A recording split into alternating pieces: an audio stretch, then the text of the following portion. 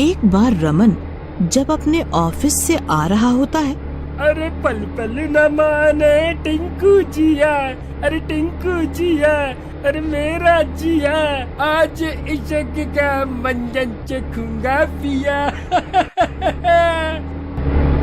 गड्डी चांदी अच्छा लगा मार दी।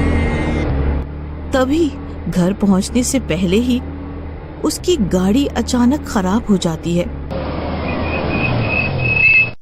वो फिर बस का इंतजार करने लगता है। तभी उसे एक बस आती दिखाई देती है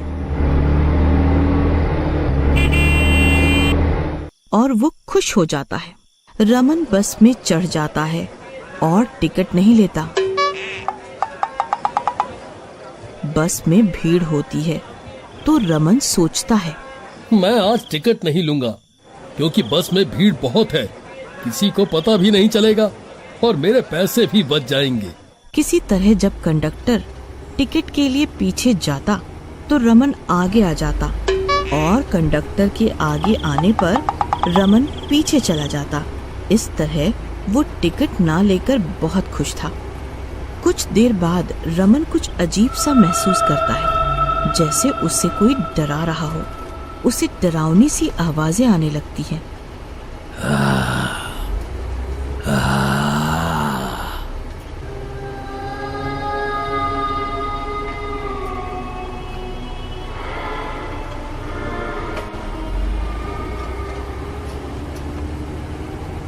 कुछ देर बाद बस एक स्टैंड पर रुकती है।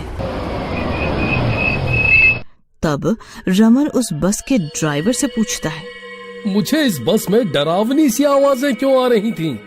ऐसा क्या है इस बस में?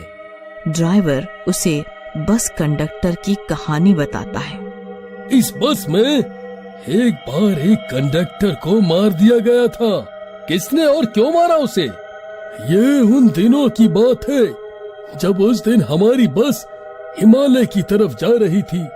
रात बहुत हो गई थी, सर्दियां भी बहुत थी। उस टाइम तो कोहरे से धुंधला धुंधला सा दिखाई दे रहा था। तो हम दोनों उस दिन बस को धीरे धीरे चला के ले जा रहे थे। तभी 4 आदमी आतंकवादी इस बस में चढ़े। लाओ, आप अपनी टिकट के पैसे दो।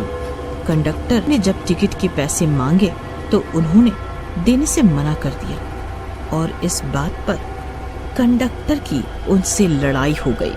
सब बहुत गुस्से में थे। जाओ उतरो हमारी बस से, हम आप लोगों को इस बस में नहीं बैठाएंगे। क्यों नहीं बैठाओगे? हम इसी बस में बैठ कर जाएंगे। तुझे जो करना है कर ले। क्या करोगे तुम मेरा? मुझे मारोगे क्या?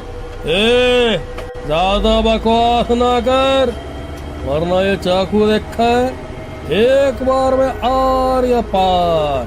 चुपचाप जा यहाँ से, वरना मारा जाएगा। हमसे मत उलझ। चल चल, ये धौंस किसी और को दिखाइयो। अभी के अभी उतरो यहाँ से, वरना पुलिस को बुला देंगे। अभी तुम गुंडे हो गए अपने घर के, यहाँ डराने की जरूरत नहीं है। गर्मा गर्मी में बहस छिड़ जाती है और नौबत हाथापाई तक पहुँच जाती है। बस रोको, ये आतंकवादी बस में घुस आए हैं और बिना टिकट लिए ही बैठना चाह रहे हैं। अगर बस रुकी तो तुम सब के सब मारे जाओगे। ये बस अब हमारे अंडर है, बस नहीं रुकनी चाहिए।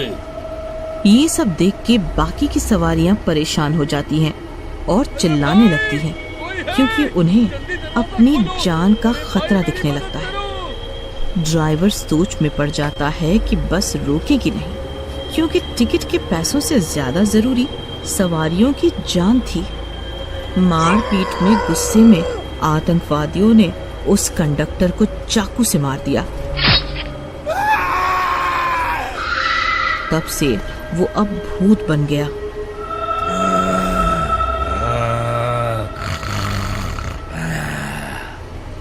और तब से उसकी आत्मा इस बस में रहती है।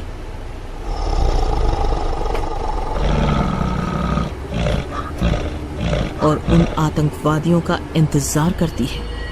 ये सब सुन के रमन सदमे में आ जाता है और पूछता है, क्या सच में ऐसा हुआ था? हाँ हाँ, यही सच है। लेकिन ये आत्मा मुझे क्यों डरा रही है? मैंने तो कुछ नहीं किया इसके साथ। तुमने भी शायद टिकट नहीं ली होगी, तभी वो आपको परेशान कर रहा होगा। मैंने भी टिकट नहीं ली। नहीं, मुझे माफ कर दो। मैं आज के बाद फिर कभी ऐसा नहीं करूंगा। हाय राम, आज तो बच गए। कुछ दिनों बाद जब वो भूतिया बस वहाँ से निकलकर जाती है, तभी वो 4 बदमाश लड़के उस बस में चढ़ते हैं। पारदेसी जाना नहीं, हमें छोड़ के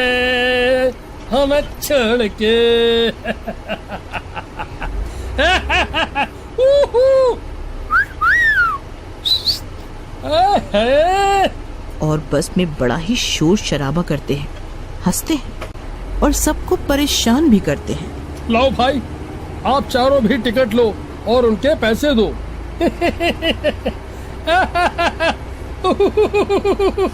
कहते हैं पैसे चाहिए। भाइयों, इस कंडक्टर को देखो तो सही, बड़ा आया टिकट देने वाला।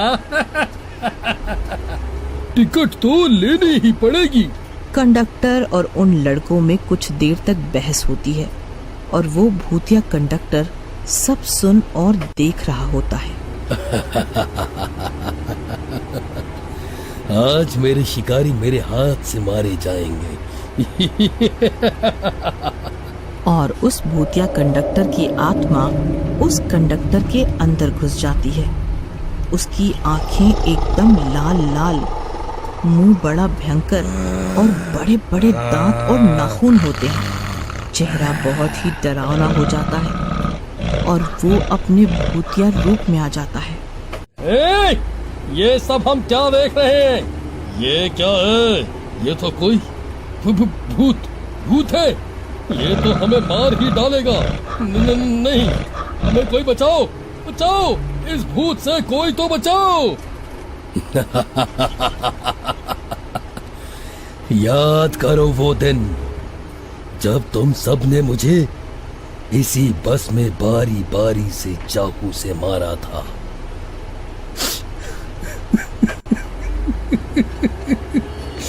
क्या कसूर था मेरा?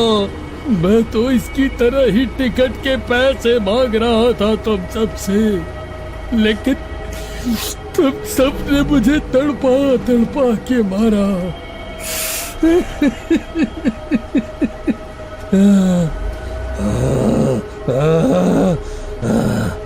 आज मैं तुम्हें जिंदा नहीं छोड़ूंगा। नहीं, ऐसा मत करो, हमें माफ कर दो। हम फिर कभी भी ऐसा नहीं करेंगे। अब तुम सब मुझसे बचकर कहाँ जाओगे? भागो, कहाँ भागोगे? नहीं जाने दो, हमें छोड़ दो।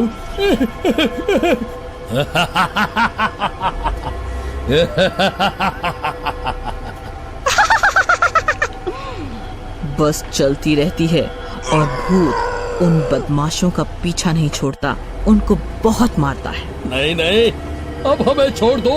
हम अब से किसी के साथ भी ऐसा कुछ नहीं करेंगे। हमें मत मारो। नहीं, आज तो मैं तुम सबको नहीं छोड़ूंगा।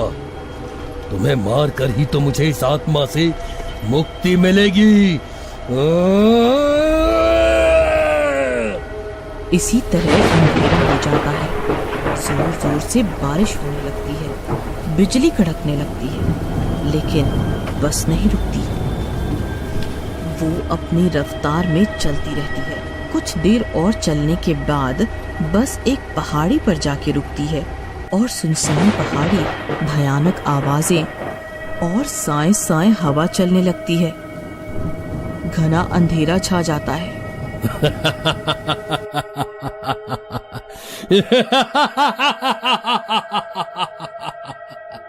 और उस भूतिया कंडक्टर की आत्मा उस बस कंडक्टर के शरीर को आजाद कर देती है और वो बस कंडक्टर भी बहुत खुश होता है और वो बस भी भूतिया कंडक्टर की आत्मा से मुक्त हो जाती है और सभी बहुत खुश होते हैं।